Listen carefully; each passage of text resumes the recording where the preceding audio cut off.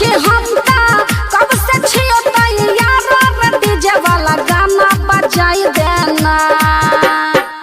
रुक चालू करे छु जनरेटर वायरे ते लगबे दे न छौरी है गे तीन ते लगबे दे। अरे के बोलै छी गे वायरे ते लगबे दे न छौरी है गे तीन ते लगबे दे। देबो की देबो अच्छा देबो मैथिली गाना बजाए गे छौरिया कमर तो बजा हिलाई दे ले छोड़ा। देबो मिथिलेश के गाना बजाए गे छौरिया कमर हिलाई लेने। गाना बजाई देना रे छोड़ा गाना बजाई देना। आई नहीं मानबे की गे। अरे बजा रे छोड़ा क्या बैठा रे। अच्छा रुक अभी मिथिलेश के गाना बजबै छियो।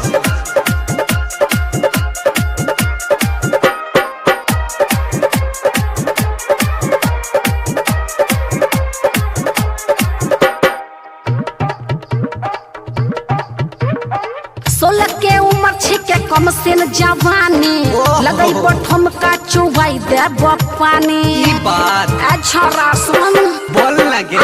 16 के उम्र छिके कम सिन जवानी लगई बठम का चुबाई दे पानी। ई ले लिपस्टिक लगाई ले गे होंठ में। अच्छा ई ले लिपस्टिक लगाई ले गे होंठ में चोचे लड़ाई ले। Oh my God ले गे चोचे लड़ाई ले। देबो देबो मैथिली गाना बजाए गे छौरिया कमर हिलाई लेने। देबो मिथिलेश के गाना बजाए गे छौरिया कमर हिलाई लेने। गाना बजाई देना रे डीजे वाला गाना बजाई देना। अरे बजा रे छोड़ा। अब बेसी गर्मी चढ़ गेलो की गे।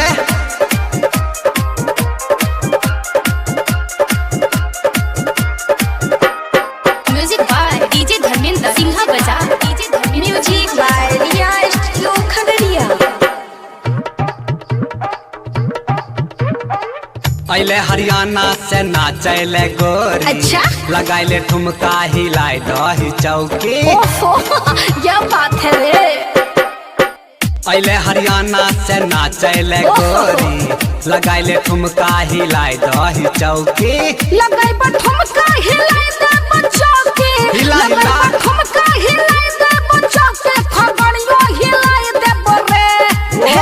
खगड़ियो हिलाई दे बोरे कि हम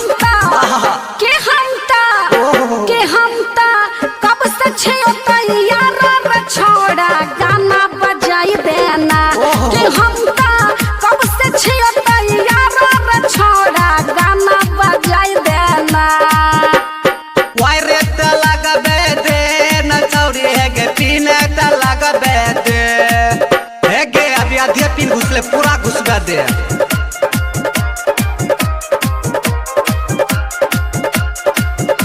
music by Riya studio Khagaria.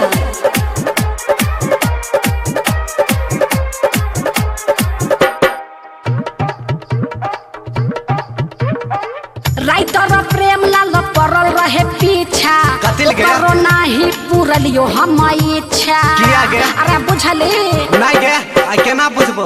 Writer Prem Lal पड़ल रहे पीछा। करो नाही पूरलियो हम इच्छा। कब से कहै छियो पुराई दही। कब से कहै छियो पुराई दही।